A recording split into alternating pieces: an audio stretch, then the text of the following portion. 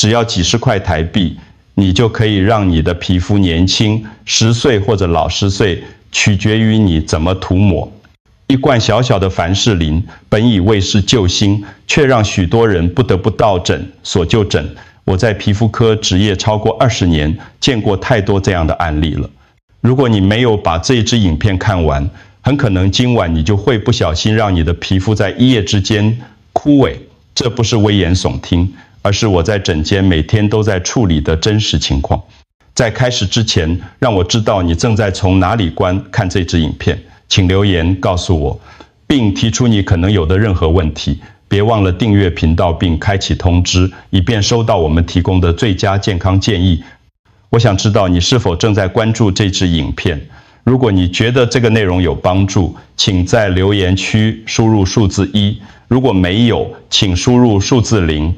今天我要和你们聊聊一个看似简单，实则充满陷阱的话题：凡士林的正确与错误用法。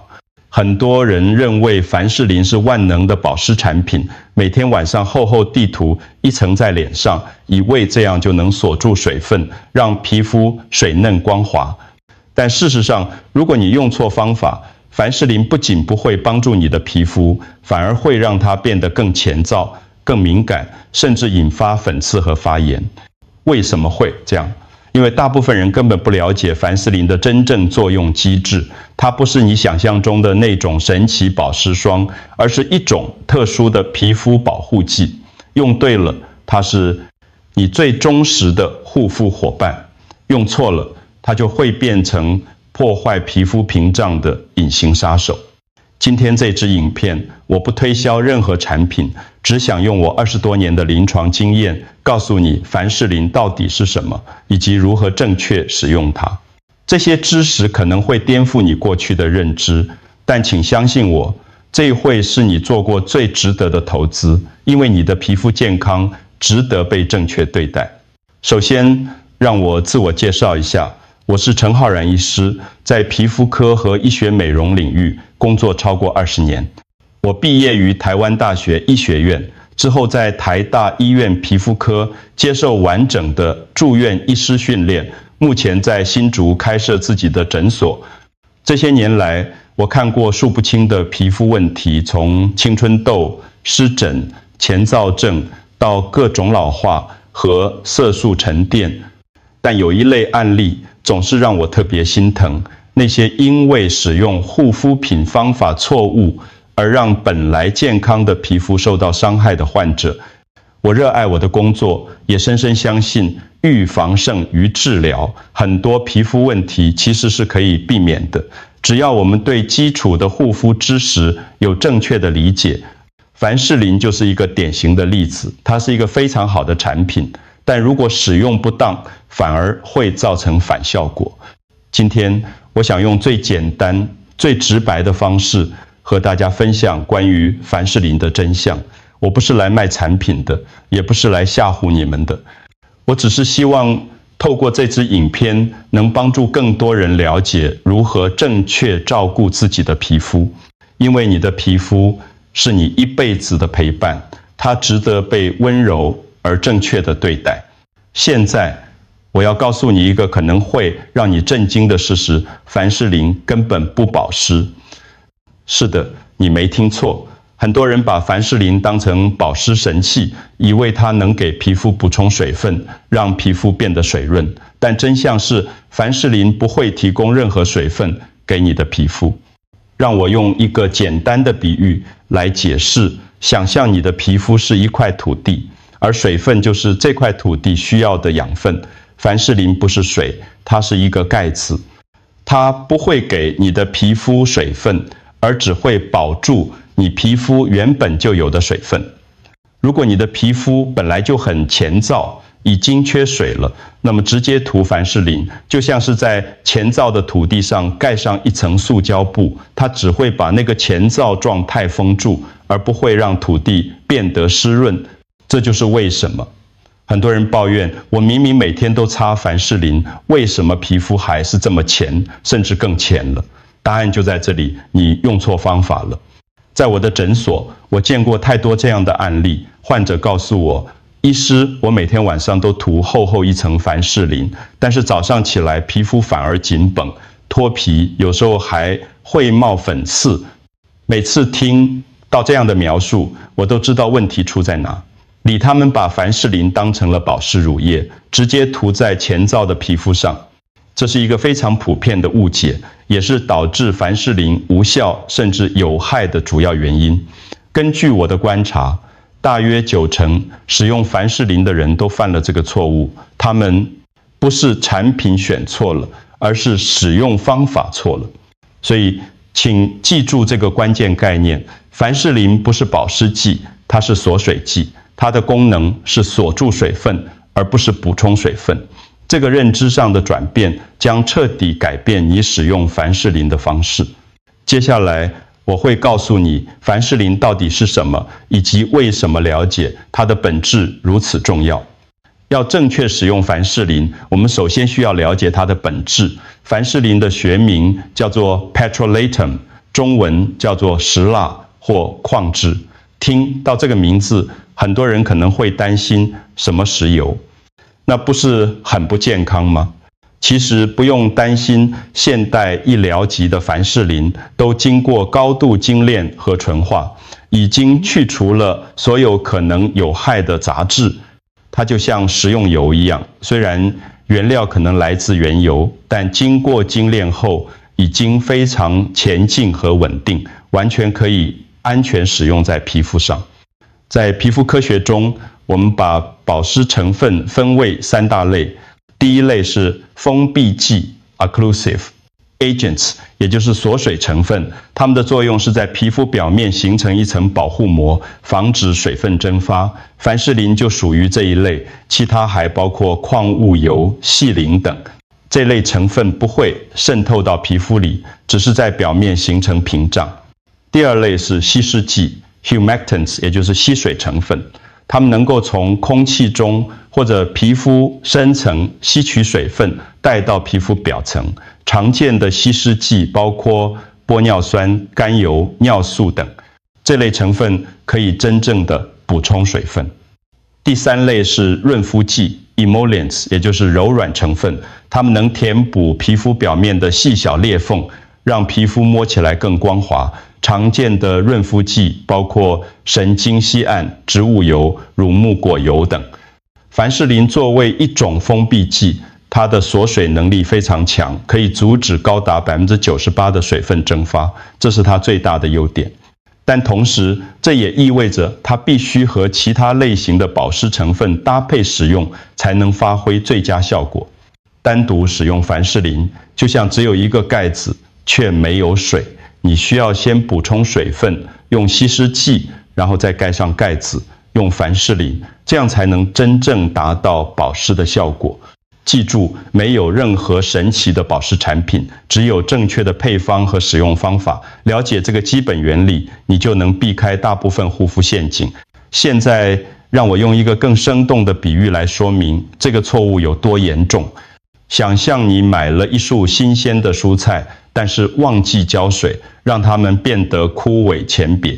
这时候，如果你直接用保鲜膜把这些枯萎的蔬菜包起来，它们会恢复生机吗？当然不会，它们只会被封在那个前皂的状态里，甚至可能更快腐烂。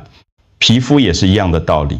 如果你的皮肤本身就很前皂，没有足够的水分，那么直接涂上厚厚一层凡士林，就等于是在封住沙漠，你把缺水的状太牢牢地锁住了。这就是为什么很多人会发现，使用凡士林后，皮肤反而变得更紧绷、更不舒服，因为没有水分可以保留。凡士林只是把那个前皂本身给封住了。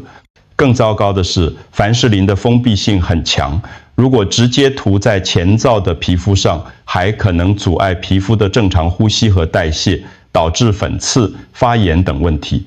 我在诊所里接触过几十个这样的案例，患者皮肤脱皮、发痒、冒痘痘，追问之下才发现，都是因为错误的使用凡士林。有一位患者，他每天晚上都把凡士林当成晚霜使用，厚厚地涂满整张脸。结果2个月后来找我，脸上不仅长满了闭锁性粉刺，连原本健康的皮肤也变得粗糙暗沉。他很困惑，医师，我明明每天都在保养，为什么反而越来越糟？当我告诉他真相时，他惊讶极了。原来凡士林不是这样用的，我一直以为它就是保湿霜。你有没有也犯过同样的错误？如果你曾经直接把凡士林涂在前兆的皮肤上，请在留言区输入数字1，让我知道有多少人和你一样曾经用错方法。别担心，接下来我会告诉你正确的使用方法，让凡士林真正成为你的护肤好帮手。现在，让我们来谈谈正确的使用方法。如果你能掌握这个简单的步骤，凡士林将成为你最忠实、最有效的护肤伙伴。正确的保湿程序应该是这样的：第一步，清洁皮肤，用温和的洗面乳清洁脸部，去除污垢和多余的油脂，水温不要过热，以免破坏皮肤的天然保护层。第二步，补充水分，这是最关键的一步。在皮肤还微微湿润的时候，立即使用含有玻尿酸、甘油或神经酰胺的精华液或保湿乳液，这些成分能够真正地为皮肤补充和锁住水分。你可以轻拍或按压的方式帮助这些成分吸收进皮肤里。第三步，等待吸收。这一步很多人会忽略，但非常重要。涂完精华液或保湿乳液后，等待3到5分钟，让这些成分充分吸收。如果你摸起来皮肤表面还是湿湿黏黏的，就表示还没有完全吸收，需要再等一下。第四步，涂抹凡士林。等到保湿产品充分吸收后，取米粒大小的凡士林，用手心的温度将它稍微温热融化，然后轻轻按压在特别前兆的部位，比如眼周、嘴角、脸颊等。注意是按压而不是涂抹。你不需要涂满整张脸，只需要在容易前兆的地方薄薄一层就够了。有一个重要的注意事项，千万不要把凡士林和保湿乳液混在一起使用，因为水和油是不相容的。如果混在一起，反而会影响两者的效果。正确的做法是分层，先补水，再锁水。再用一个比喻来说明，凡士林就像食物的保鲜膜，而不是食物本身。你不会把保鲜膜和食物搅拌在一起，对吧？你会先准备好食物，然后轻轻地盖上保鲜膜。护肤也是同样的道理。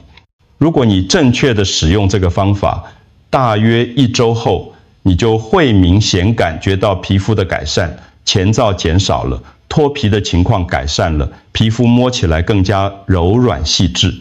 特别是在冬天或者前兆的环境中，这个补水锁水的2步骤护肤法能够大幅提升你的皮肤保湿效果。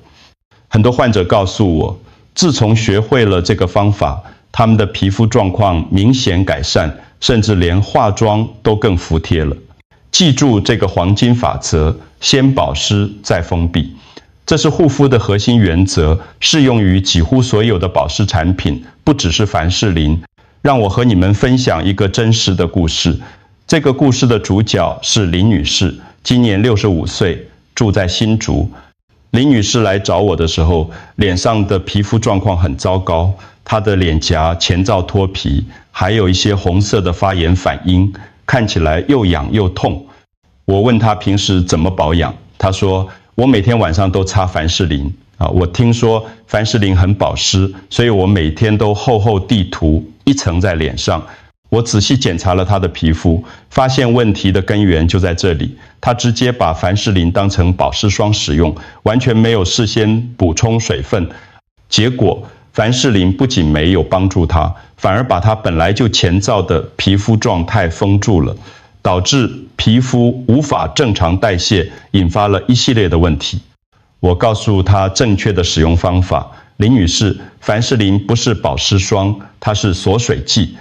你需要先用含有玻尿酸或甘油的精华液给皮肤补充水分，等它吸收后，再薄薄涂一层凡士林锁住水分。他听了之后恍然大悟，原来是这样。我一直以为凡士林本身就能保湿，所以都直接擦。我给他开了一支简单的玻尿酸精华液，并且详细教他如何使用。洗完脸后，趁皮肤还有点湿润的时候，先涂精华液，轻轻按摩，让它吸收。等3到5分钟，确定吸收了之后，再取一点点凡士林，温热后按压在前罩的部位。2周后，林女士回诊时，我几乎认不出她了。她的皮肤明显改善了前罩和脱皮的情况，几乎消失了。皮肤看起来柔软有光泽，脸上的红肿和发炎也大幅减轻。她兴奋地告诉我，医师，真的太神奇了，我用了几10年的凡士林，从来不知道要这样用。现在我的皮肤不仅不前了，连睡眠都变好了，因为不会再因为皮肤痒而醒来。我笑着说，这不是凡士林的错，也不是什么神奇的产品，只是你用对方法了。林女士的故事告诉我们一个重要的道理，没有所谓的神奇产品，只有正确的使用方法。凡士林是一个非常好的护肤品，但前提是你要了解它的特性，并且用对方式。如果你也和林女士一样，曾经用错方法，那么从今天开始，试试正确的2层式保湿法，我相信你会看到明显的改善。现在让我为你整理出一套完整的、适合台湾气候的日夜护肤方案。这套方案不仅包括凡士林的正确用法，还会告诉你如何搭配其他护肤成分，达到最佳的抗老化和保湿效果。白天的护肤程序，第1步，温和清洁。用温和的洗面乳清洁皮肤，去除夜间累积的油脂和代谢物，不要用太热的水，以免刺激皮肤。第2步，维生素 C 精华液。清洁后，在皮肤还为湿的时候，涂抹维生素 C 精华液。维生素 C 是一种强效的抗氧化剂，能够帮助皮肤对抗自由基的伤害，同时提升防晒效果。第3步，保湿乳液。涂完维生素 C 后，使用含有玻尿酸或神经酰胺的保湿乳液，为皮肤补充水分。第4步，防晒霜。